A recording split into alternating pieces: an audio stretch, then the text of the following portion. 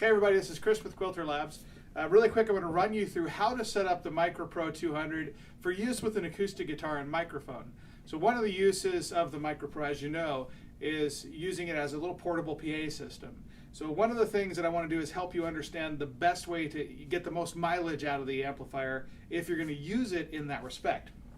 So here I got the MicroPro 200 set up. What I'm going to do is I'm actually going to strap the Master 2 volume to the maximum level. And the reason that I'm doing that is because I want to be able to basically get as much power as possible out of it. Secondarily, I'm going to set my gain down to pretty much nothing as I plug in, because I'm going to use this now as my master volume for the amplifier. I'm going to start out with a flat setting for bass, mid, and treb, just so that I can start with a blank slate. And then from there, I'm going to turn my limiter off, my tremolo off, because I'm not going to use tremolo with my acoustic guitar.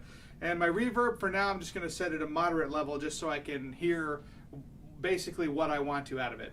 Now for my reverb path, I'm actually going to set it to mix because I want to have reverb both on channel 1 and on channel 2 at the same time. If I just wanted reverb on my vocals, I would actually go ahead and set this to channel 1, and then whatever's going through channel 1, and in this case it's going to be my microphone, which I'll plug in right now. So in that case, reverb would only then be going on to channel 1, and for my guitar I would have no reverb. Mix means I'm going to have it both on channel 1 and on channel 2, and then I can set it for channel 2 only for pre or post, and in that way I can have reverb only for the guitar in that case, and my vocals would actually be clean. So for now, again, I'm going to set that to mix. My presence control I'm going to have all the way up at max, and this allows the full range of frequency to come out of my guitar into channel 2. And finally, I'm going to set my voicing in this case to full Q. And the reason I do that is because it allows for the full open range of channel 2 while simultaneously allowing for the use of channel 1. Now channel 1 will work even if I set it into clean mode. The difficulty is in getting the set of controls correct for our channel 2 at that point.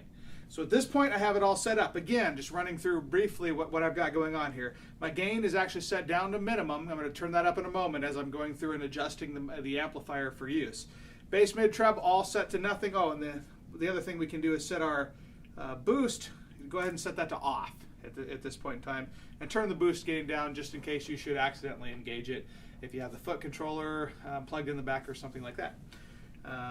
Okay, so that's it. Gain's low, boost is off, bass, mid, treb set to noon, limiters off, tremolo's off, reverb set to a moderate level, reverb path set to mix. Then we have our presence knob at full, so we have the full range of frequencies, and I've got my volume 2 strapped all the way up to the maximum.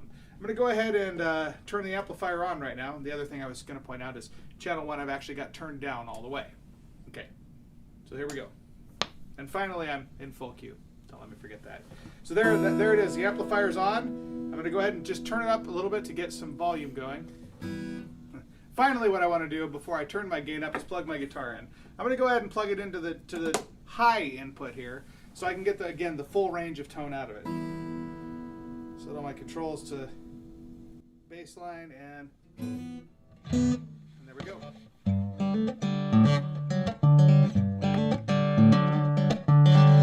So now if I want a little bit more of a scooped type sound, I can just roll some of my mid-range out.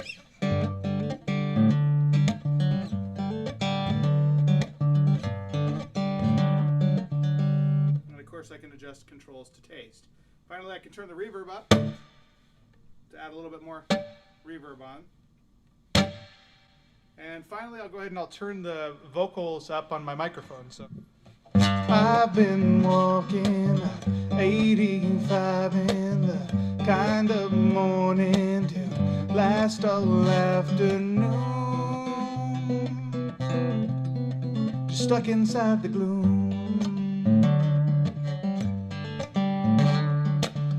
4 more exits to my apartment, but I intended to keep the car in drive. Okay, it's more than you needed to hear, but you get the general idea about this. Now let's just say for a moment that you wanted to go ahead and throw in, I'll see now I got reverb on my vocals. I'll set that to channel 2, and I'll still have reverb on my guitar. But now you can hear what I'm saying. So let's just say I'm tempted to plug in a second acoustic guitar.